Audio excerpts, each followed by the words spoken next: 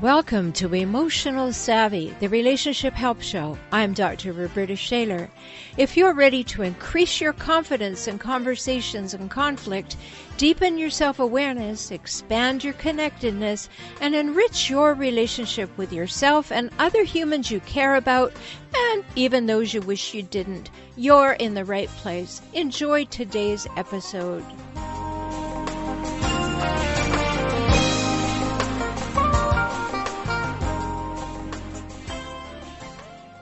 Hello, I'm Dr. Rhoberta Shaler, and welcome to this episode.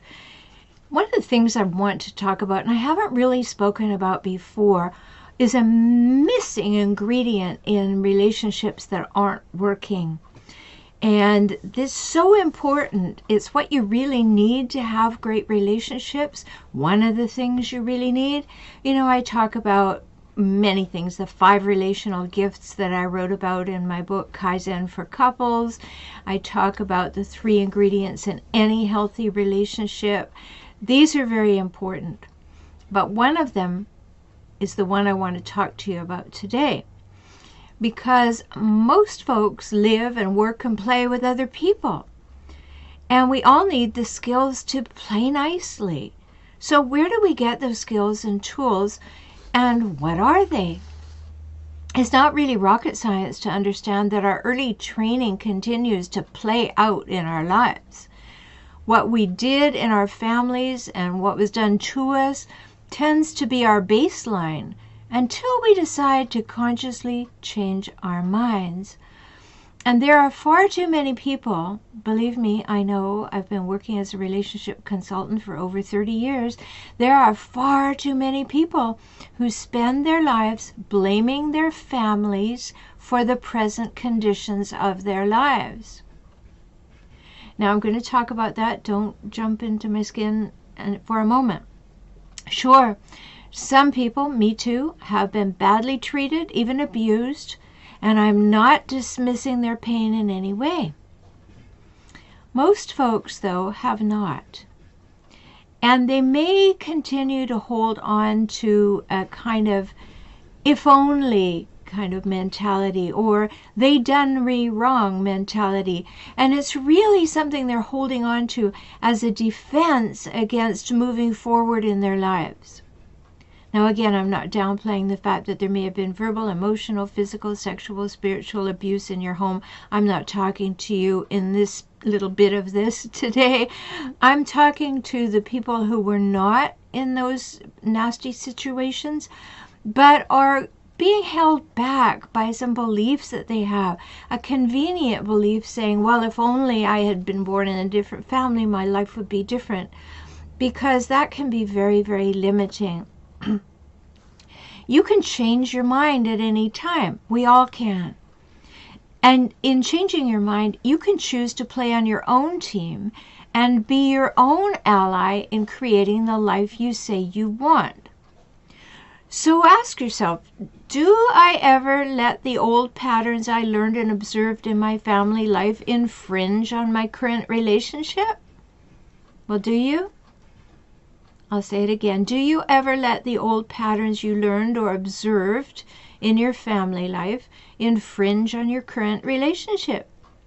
Do you have a fear or an unwillingness to trust new folks on the basis of your history with other folks? Now, how is that working for you? Is it serving you well? I doubt it. When couples come to me, and they do from all over the world because I work by video conferencing, one or both of them will complain about their partners comparing them to their last love or lover or wife or husband or partner. And usually that comparison is not favorable. I can think of one case that was particularly overt. The man complained that his partner was flaunting her sexuality at every man she met. He said she even spent too long chatting with the checkout person in the grocery store. In fact, longer than was necessary in his opinion, so he considered it flirting. And he said that when she bent down to choose groceries from the bottom shelf, she did it in a sexually aggressive way. You get that? Having seen this woman in the community for several years, I hadn't noticed any overt sexuality on her part. Now think about that. He said that even when she bent down to get groceries from the bottom shelf, she did it in a sexually aggressive way. Do you have anyone in your life who perceives you that way? So as we worked together, it turned out, you probably guessed this by now, that his former wife ran off with another man. So his belief was that if only he'd been more vigilant for those little signs he was now hyper-vigilant of with his current partner, he would still be married to his first wife and at home with his children. Wow! So his current partner was in a no-win situation. Although she was now more conscious of everything she did, and looking over her shoulder all the time, and feeling quite anxious and tense about her every move, there was really nothing she could do until this man took the pain of his past and last experience and left it behind with his former wife. Certainly you learn from experience. Hopefully you become wiser.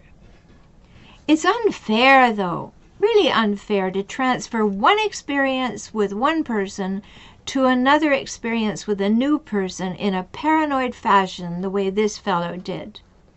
So wisdom, yes. Paranoia, no. To have rich, rewarding relationships with others as partners or co-workers, colleagues, or relatives even, you have to have a rich and rewarding relationship with yourself. It's that simple. So think about these things. Do you approve of yourself? If so, great. If not, what would you have to do to earn your own approval? Popular magazines will tell you that you must be your own best friend, but what does that mean? So stop and ask yourself, are you willing to do for yourself what you're willing to do for your friends? Some folks will put themselves out to do something for another person, and yet they wouldn't get off the couch to do something for themselves. They may be more comfortable spending money on another than on themselves. They may go places that interest them with another person, but they won't go alone. I remember one person who told me that, and I asked her, if a movie's worth seeing, isn't it worth seeing alone?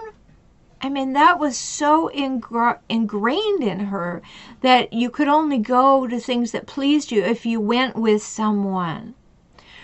So that just highlights this. Really great relationships begin with really great relationships with yourself. And there's another important ingredient, though.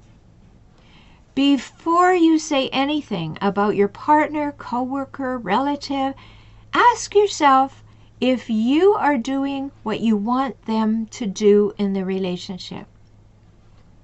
You know, my choice in my relationship is that I will not allow myself to complain about what my partner doesn't do if I'm not holding up my end of the relationship completely. When my side of this bargain is clean and clear and conscious, then I can bring something up. But if in fact I am still not in a good place with things and I haven't cleaned up my own act, I better work on myself first. That might have some meaning for you, because life gets much easier when you are first sure that you are living up to your own expectations of other people. You get that? You need to live up to the expectations that you have of other people. And when you're living up to them, it's surprising how those other people seem to change, or how much more compassion you have for them, or understanding. The conversation you have with yourself is much more straightforward. Be sure you're doing what you expect others to do, and that you have been demonstrating this behavior over some time. It's no fair pointing out that he or she needs to participate in an exercise program if you have not been demonstrating consistently that you value exercise. That's just dirty pool. No fair saying someone else is putting on weight and is unattractive unless you are taking care of you and you are not putting on weight. So why is this simple equation so often overlooked? It's because of a thing called projection. We get so afraid of what we fear about ourselves, that what could be true about ourselves, or that we are afraid is true about ourselves, that we project our shortcomings on other people, and then we say they're wrong, they're making a mistake, they're not good enough, they deserve to be judged.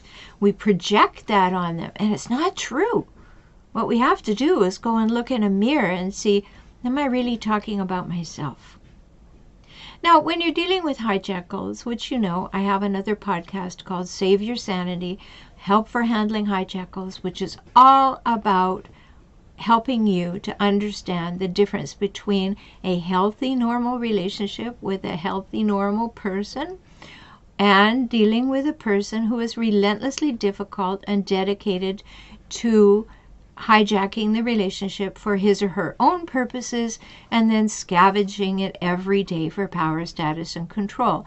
But for every one of us, we do need to be clean and clear and conscious with ourselves.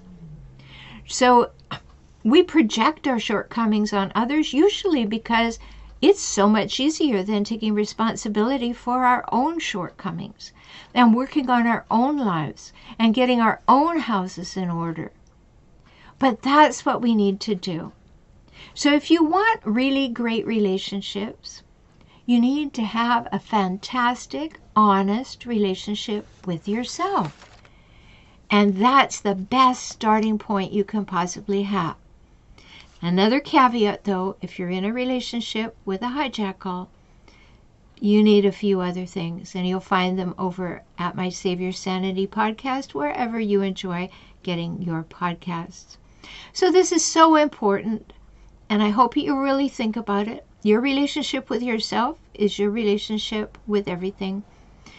And it is so valuable to listen to this again if you need to, and recognize that if you're looking outward all the time, you'll be finding fault. When you look inward, you can clean up a few things that will make you feel better about yourself, and you will go out into the world with a different attitude, and your relationships will improve. I know this may sound a little hard-hitting, but it's so important, and I want you to think about it. I'm Dr. Rhoberta Shaler. If I can help you, I'd love to. Visit me at forrelationshiphelp.com, forrelationshiphelp.com. I look forward to talking with you soon. Take good care. Hello, and welcome to Emotional Savvy, the Relationship Help Show. I'm Dr. Rhoberta Shaler. Very excited about my guest today. I'm learning more and more about him, finding more and more depth. This is really exciting. So welcome, Scott Schilling, to the show. Thank you. I am excited to be here. Let's talk relationships. Yes, indeed. Yes, we're going to do that for sure. Let me tell everybody a little bit about you. Scott Schilling is a significance expert. Let that settle in for a moment. And co-founder of U+1. He's going to tell us what that is. And he has an upcoming TV show by the same name. And it's about being committed to living a lifestyle of moments and memories. Interested? Me too. He helps individuals and organizations systematically grow personally, professionally, financially, and spiritually. And he brings 35 plus years of experience and expertise to this. Scott wrote a wonderful book called Talking with Giants. He has a gift for you around that later. You'll find it in the show notes. So I'm delighted that you're here, Scott. So I'm going to ask you a big first question. Sure. When has it been necessary for you to really get in touch with your emotional savvy?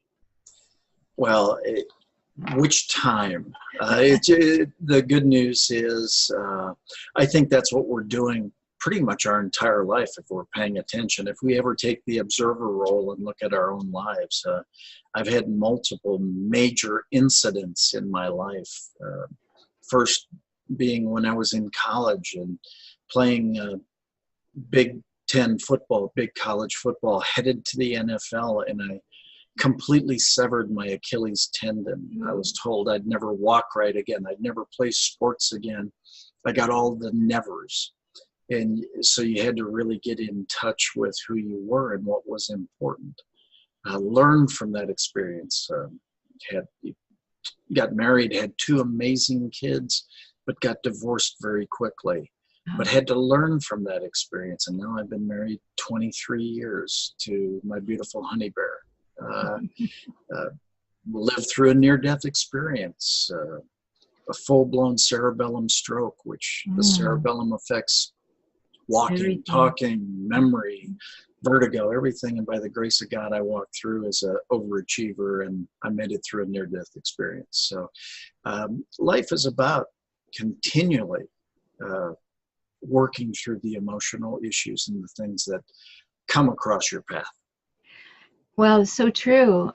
We have some things in common because I've certainly walked through some too. And we develop our emotional savvy as we go, but we have a basis of it sometimes in our early life, and other times we just missed that. We didn't get it, and we have to develop it. So it's a bit like jumping off a cliff and developing your strategy on the way down. So let me just ask about your stroke. And when you had that massive event in your life, how long did it take you to find the resilience? Was it immediate, or did you have to go through some time before you found the resilience to say, no, I don't have to believe what's being told me. I can do differently? Well, it's actually quite interesting. The back deck of my SUV hit me in the back of the head and dissected a vessel in my brain, and it was really 8 days after that I threw the cerebellum stroke. Oh. They took me to the emergency room, and 5 hours later they released me with a major migraine. Oh no. Oh, I actually went on set and I shot 3 TV shows the next morning. Oh, God.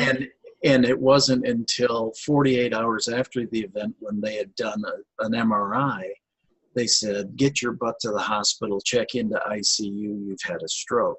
Oh. Then I spent 6 days in intensive care.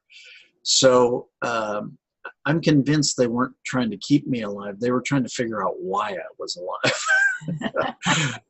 But the good news is I'm just an overachiever. Well, I think that you are much more than an overachiever.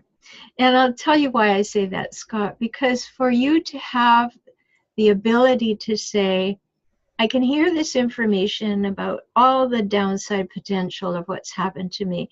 Am I going to believe it? Or am I going to say, that's one opinion, that's one frame to look at it from, but I can choose a different one? And apparently you chose a different one, didn't you? Very much so. It was, I don't wish this upon anybody to learn this piece of knowledge, but when you're in the emergency room with a stroke, they come to you with 5 pieces of paper, and they call it the stroke test. Mm-hmm. And you have to look at what's on the paper and tell them this is how they're judging you. And so they showed me the stroke test. I took it the first time, and I told them exactly what was on it. And an hour later, they walked back in, and she had the pages turned towards the floor. And I said, would you like to know what's on the first page? And she said, sure. I said, well, it's a lady sitting at her sink washing her dishes as the water's overflowing onto the floor. There's a bird chirping outside. Her son is up on a 3-legged stool reaching for the cookies. His sister is down below crying, and the stool's about to topple over.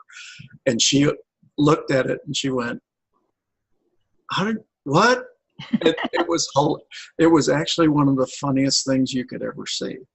Is that, and so then she went, I said, you want the second page? It's a couch, it's a cactus, it's a this. To this day, I know those things. So isn't it funny how their expectation was I wouldn't be able to recognize anything on the paper. And I said, no, this is what I do is I look at things and I remember things. When I'm speaking to audiences, I remember people's faces. I remember their names, and so why should a stroke keep me from doing that? You know, it's so interesting what you said about expectations, because I think as we're going to be speaking about relationships and trust building and things in relationships, so much of it is about expectations. You think that you have to know what another person's thinking or feeling or needing and wanting. You don't. You don't have to have an expectation that it's going to be one way. You can actually be open-minded or open-hearted and learn and be curious about the person. So this person was probably quite stunned because she already had you in a box of he's not going to know anything. Then you say, nope, breaking out of that box. So how long did it take them to become aware that you were not their average patient? Well, I was in the emergency room for 5 hours, and then they released me with a major migraine. Now, I knew it was worse than that. I mean, but I actually had friends in there with me that said, will you fail one of these tests? They're going to let you go. And I said, I can't. How do I know how to fail it? I mean, all I'm doing is answering the questions. And so, but that when they released me and I went back to my hotel room, and I knew my head was, I mean, Right. the pain was unbearable. And I laid there and I cried out, God help. And I heard an audible, drop to your knees. So I did. And I prayed. And I didn't get back up into bed. I climbed onto a cloud. Total peace, zero pain, fell straight asleep. It was absolutely amazing. And I got up the next day, shot 3 TV shows. Then I went to the neurologist again, and that's when they did the MRI and said, get to the hospital, check into ICU. So, it was a matter of, I knew it wasn't right, but I cried out to my source for help. And amazing comfort, amazing peace.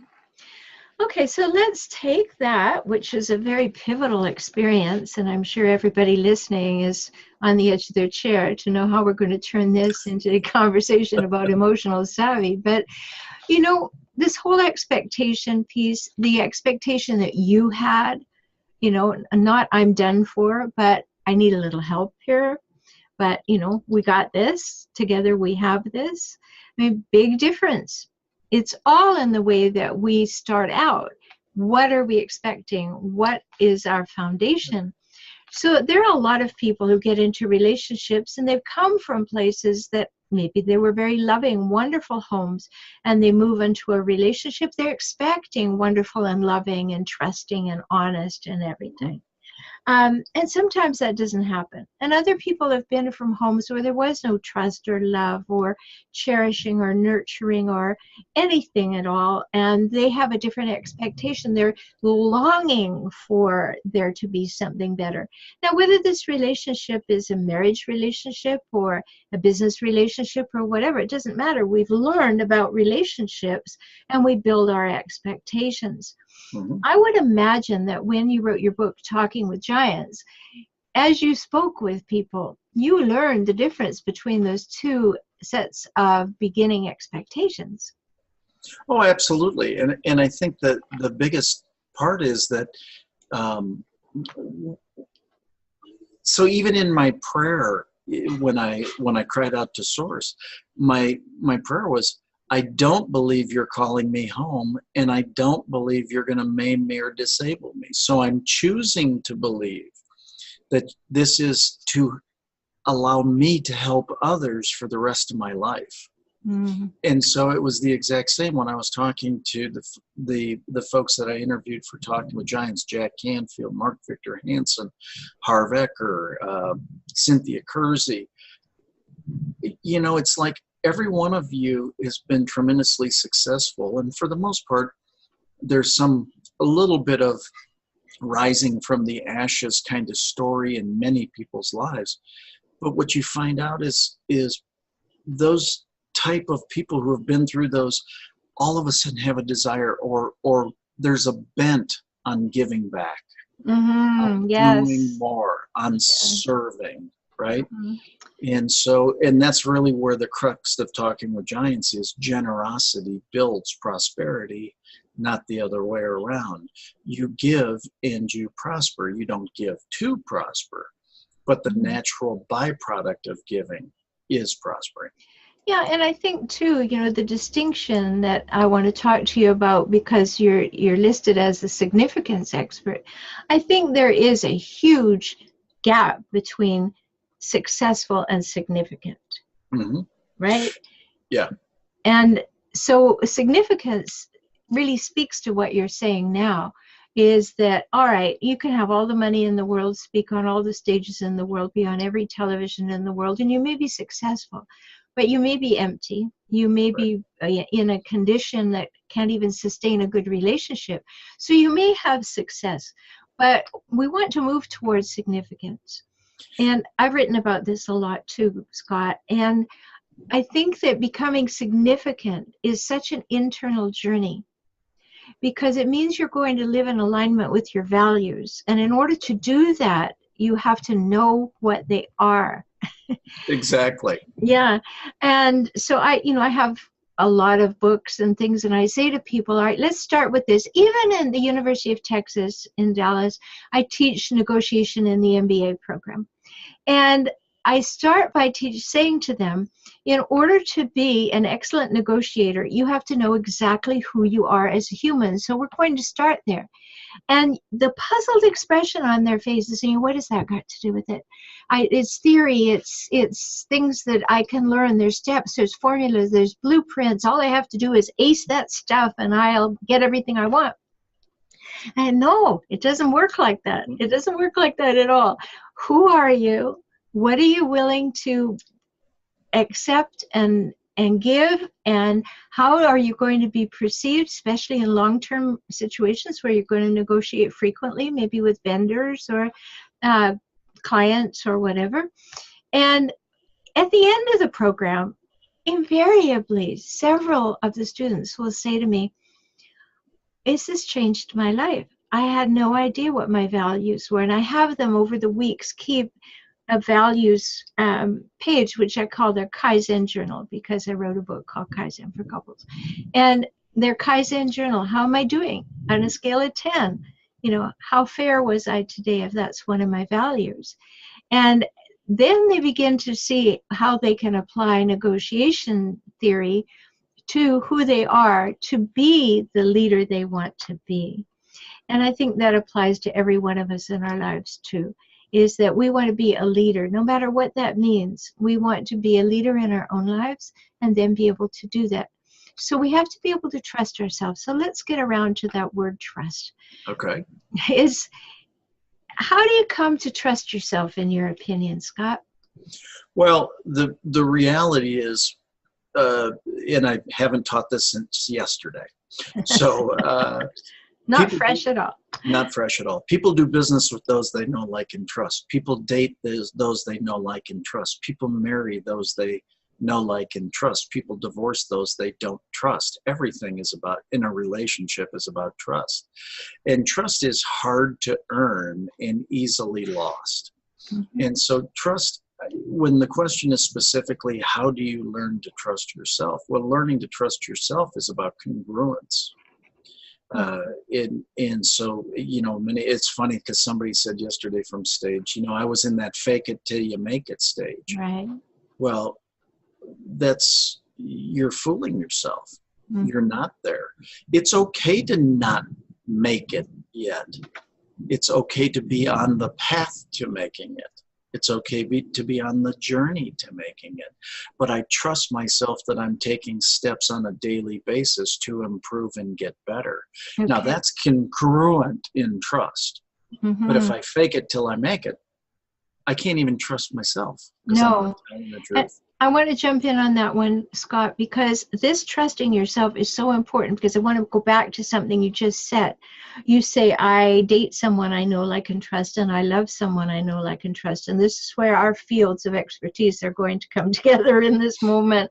Because if you have not been able to trust your parents, Mm-hmm. then you have this great desire to have a person you can trust. And that's what causes the problem of rose-colored glasses. You go into a dating relationship or a work situation or a marriage, and you've got the rose-colored glasses on, so you fail to see the red flags. Mm-hmm. So you don't really trust yourself to calibrate it, nor can you trust yourself to calibrate it. And you learn that because, of course, things don't go well, and then you have to regroup. But what you have to then go back and say is, whoa, did I ever learn to trust myself? Or was I always trusting something else, somebody else, and hoping that person was going to give me what I needed in order to know who I am and trust myself? And I think that people do marry people that they know and like and hope they can trust. Right. But often it is the rose-colored glasses phenomenon. And so how can a person build trust within themselves?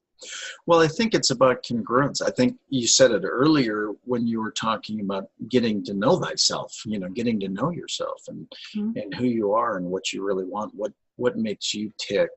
I do personality assessments. I do for both selling and buying, as an example. Well, those are good indicators. Really understanding, again, what do you want out of life? You talked earlier about, why is the moniker the success is the significance expert. Success puts you on the hamster wheel of life. You have the success, and then it's like, I got to get another one.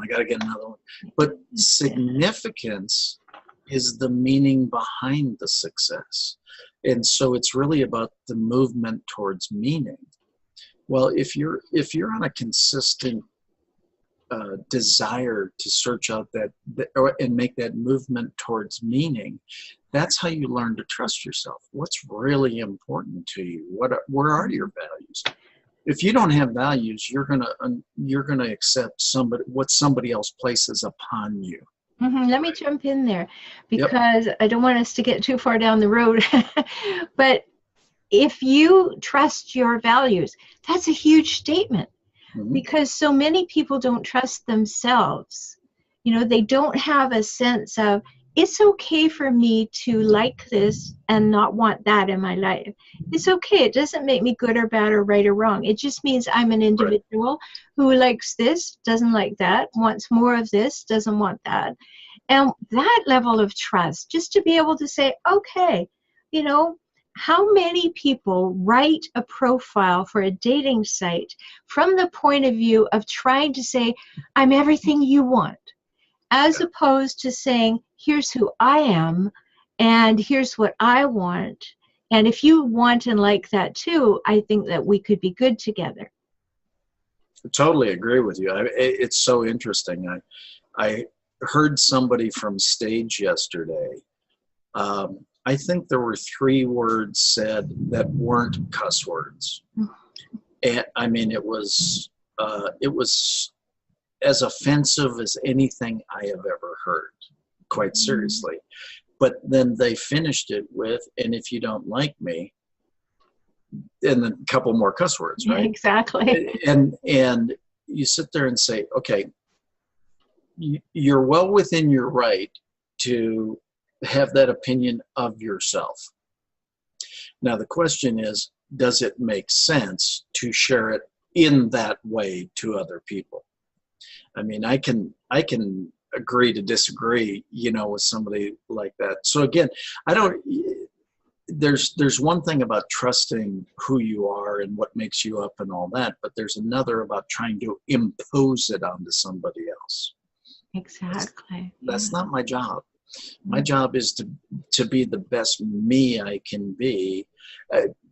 What just intuitively came to me, I coach and teach intuitively, is as a sales guy, I don't ever want to sell you anything, but I always want you to buy a lot from me.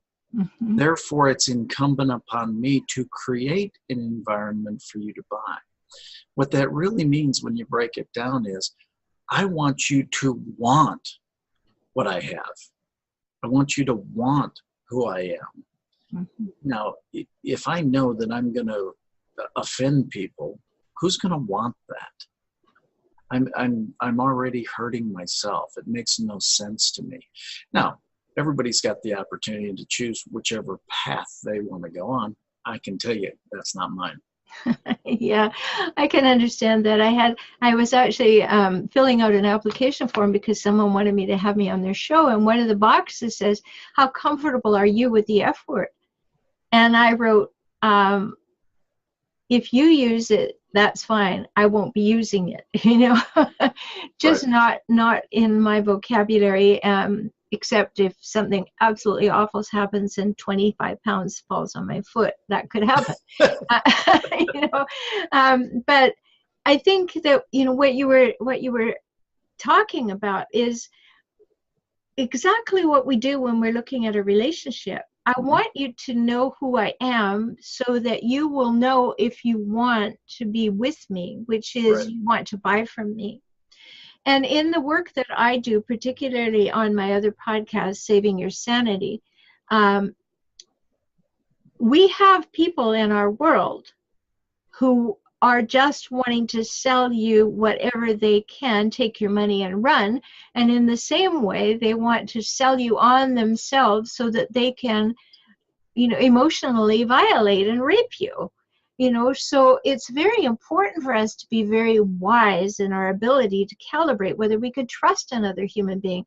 So it's not just what they're selling, it's our ability to decide if we want to buy it. So how do you develop that other side of the equation, Scott? Well, again, I think it comes down to congruence. Your actions speak so loudly, I can't hear the words you're saying. Mm-hmm. So often we see people who, I present a lot of products. I train people how to have conversations, how to develop relationships. But one of the things, and I presented this yesterday, you have to be authentic. I can't be you, you can't be me. You have to be who you are authentically. You have to take the 14-inch journey from your head to your heart. It's Yes. not intellectual or tactical, it's strategic and relational. Mm-hmm. You've got to be on purpose. My life purpose statement: to inspire and empower others to serve humanity through living their life's purpose in spirit, love, and joy. So when you ask if I'd be a guest, well, let me run it through the filter.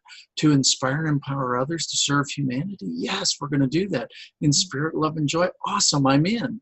Mm-hmm. And then the last is expressing your passion. Be passionate about it. If it doesn't make, it's so funny. I opened up a conversation with a guy today that I had just met, and I said, "So what makes your heart go pitter pat? What are you passionate about?" Yes. Right? And the question I ask people, even if I know them well, I'll say, "So what are you most excited about today?" And Mm-hmm. there's always that moment, Scott, and I'm sure you experienced it too, where the person goes, "What?" That I wasn't expecting that, and I'm not sure I know the answer.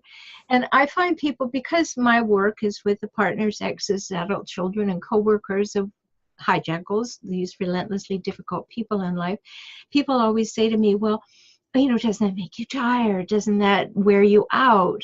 No, it's what gets me up in the morning, floats my boat, and flips my skirt. I want to stop people from tolerating Mm-hmm. abuse. Simple, I think it's awesome. And so if I can talk with you and say, "Did you know that's abusive? Did you know that you don't have to be able to put up with that? You're not even required to put up with that. Do you Mm-hmm. know that you're allowed to say no to something?" And then, of course, it's way more complex than that when you're dealing with a hijackal, because those people are very manipulative. They're very Mm-hmm. devious. They're very focused on themselves, and they want what they want, and they want it then, and they have to win. But, building some level of trust in ourselves to say, "Okay, let me stop and take stock of my life again, find out what my Mm-hmm. values are. What's my vision for my life? How would I like it to look and feel? What are my beliefs about everything? Not only my spiritual beliefs, but how do I believe money works, or how the world works, or the economy works, or my town works, or whatever works. And then what are my next best steps, whether they're purposes, goals, or the next thing I need to do in a relationship. But if we don't spend time being self-reflective, we'll never trust ourselves. Do you agree with that? Totally. It's funny. I've been very blessed to do well over 2,000 live events. And one of the things that I've always asked for is feedback. And for whatever reason, when you do a lot of events, people tend not, who am I to share a piece of information with you? Well, don't you understand the only way we as human beings can continue the desire and the ability to get better is to hear about what we could get better at. Yeah. I mean, if you don't know how to improve, how are you going to improve? And so again, that's part of that trust thing, I think, is I don't ever want to offend anybody knowingly. Now, have I ever offended anybody? I'm sure I have, but I would actually rather have them go, that was not exactly what I wanted to hear. Oh, I'm sorry. Mm-hmm. And then because now you can mold yourself. Again, your actions speak so loudly. I can't hear the words you're saying. Don't tell me, show me. Mm-hmm. And I would add to this, I'm like you. I used to be on the road speaking all the time, people all over the world. And I would say this, there's the most important thing that I can teach anyone is one thing. And it plays very nicely with what you just said. And that is the truth is what you do. Mm-hmm. So no matter what you actually say, always look to whether it's backed up with behavior. And when you're observing another human, look to see if what they're saying is backed up with behavior. And if it's not, believe the behavior. Mm-hmm. And that's one of the ways that we can come into some kind of congruence with ourselves, is we can say, well, I believe and I am loving, warm, wonderful, generous human being. Okay, take a moment and reflect. In the last 7 days, how many times have I been wonderful, warm, loving, and generous, right? And where's the evidence and reality for that? And that's when we can begin to calibrate, am I really in congruence? And what could I do to move toward that?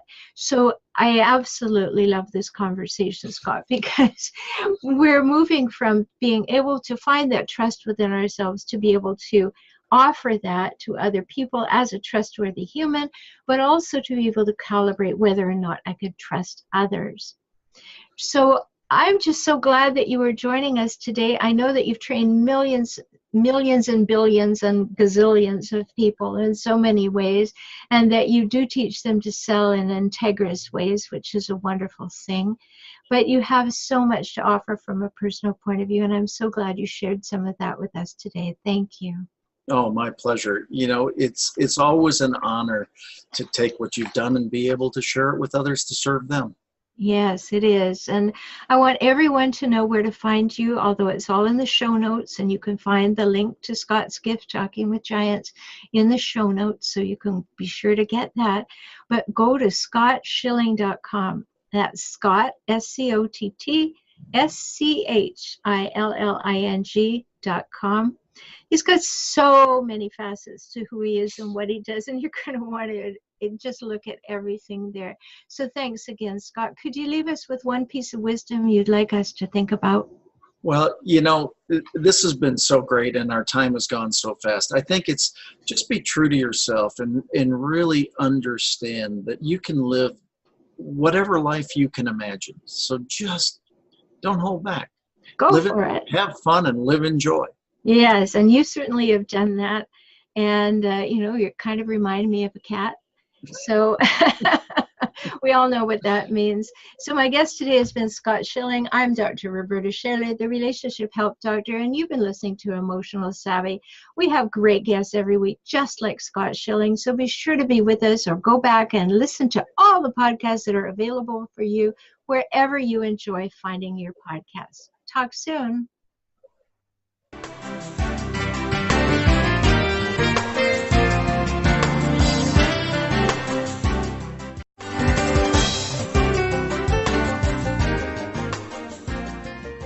Thanks for being here for today's episode of Emotional Savvy. If you want to deepen your emotional savvy, make shifts in your relationships, and enjoy life and relationships more, work with me, Dr. Rhoberta Shaler. Get my books, enjoy my courses, or work with me directly.